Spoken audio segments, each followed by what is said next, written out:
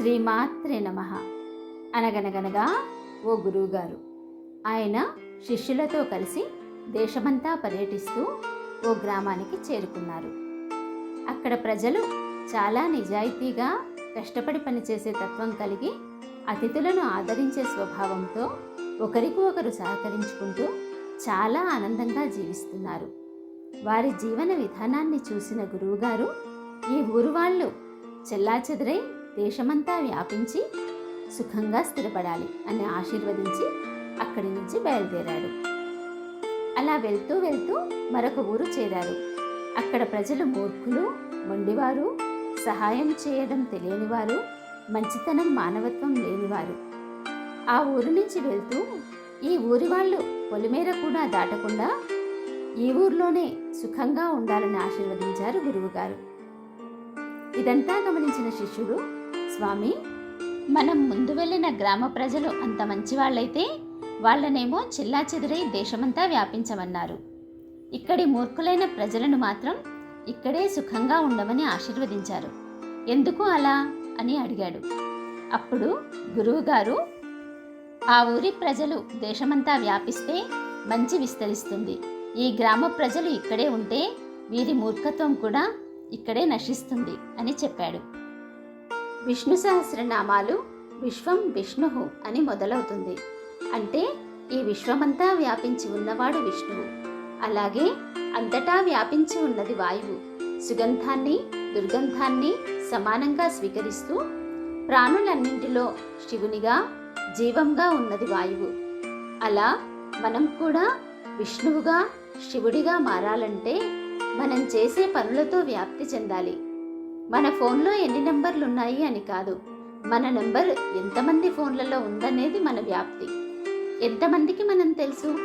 మన పరోక్షంలో ఎంతమంది మనల్ని గౌరవంతో, అభిమానంతో గుర్తు చేసుకుంటున్నారు? ఈ శరీరం ఉన్నప్పుడు చేసే పనులతో భవిష్యత్తులో ఎంతకాలం మనం జీవించగలుగుతామో అది మన వ్యాప్తి. భూమి కంటే నీరు, నీరు కంటే అగ్ని, అగ్ని కన్నా వాయువు, వాయువు కన్నా ఆకాశానికి వ్యాపనం ఎక్కువ. అలాగే మనము భూమి స్థాయి నుంచి ఆకాశం స్థాయికి విస్తరించడమే మన వ్యాప్తి.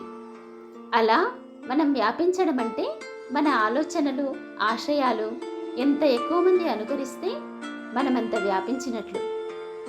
ఝాన్సీ లక్ష్మీబాయి, ఛత్రపతి శివాజీ, మహాత్మా గాంధీ అన్న పేర్లు తలుచుకోగానే మనలో దేశభక్తి ఉప్పొంగుతుంది. ఎందుకు? వీళ్ళంతా దేశం కోసం పోరాడారు. మరి వాళ్ళొక్కరే పోరాడారా? వాళ్లకు వాళ్ళ సైన్యం సహకరించింది కదా. ఆ సైన్యంలో పోరాడి ప్రాణాలు అర్పించిన వీర జవానుల పేర్లు మనకెందుకు తెలియదు? ఆ పోరాడిన జవాన్లు ఝాన్సీ రాణి, ఛత్రపతి శివాజీల ఆలోచనలతో స్ఫూర్తిని పొంది ఒక్కొక్కరు ఒక్కో ఝాన్సీలా, ఒక్కో శివాజీగా యుద్ధం చేశారు.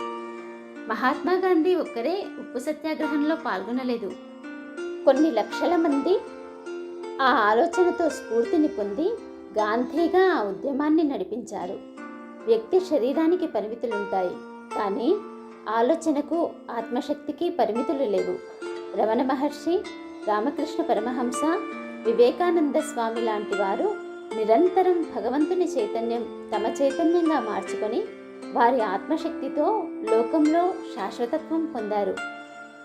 మనం మన భావాల్లో, ఆలోచనల్లో, చేసే పనుల్లో వ్యాప్తిని పెంచుకొని ఈ విశ్వానికి మేలు జరగాలని, లోకం సద్బుద్ధితో మెలగాలని, ఈ విశ్వంలోని జీవులన్నీ మంగళప్రదంగా జీవించాలని కోరుకుందాం.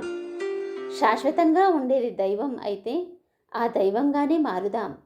అశాశ్వతమైన జీవితం నుండి అమృతత్వానికి ప్రయాణిద్దాం. జై శ్రీరామ్.